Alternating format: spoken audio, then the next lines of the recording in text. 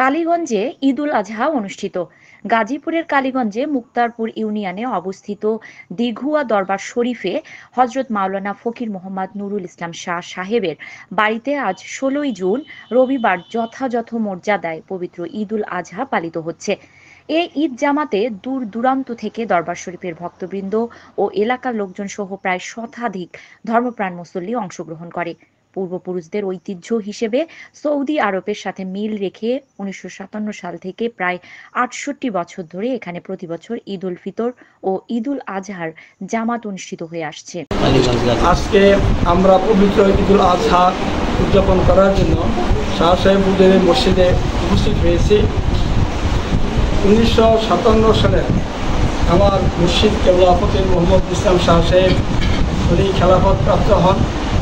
তারপর থেকেই এই উক্ত দরবার শরীফে বৎসরের ২টি পবিত্র ঈদুল আজহা এবং ৪টি উরুস মাহফিল এবং একটি শরীফ মাহফিল অনুষ্ঠিত হইতেছে।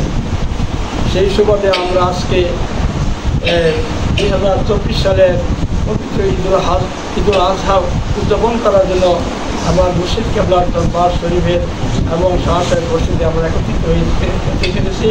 আল্লাহর দরবারে শুকরিয়া আদায় করি। আলহামদুলিল্লাহ।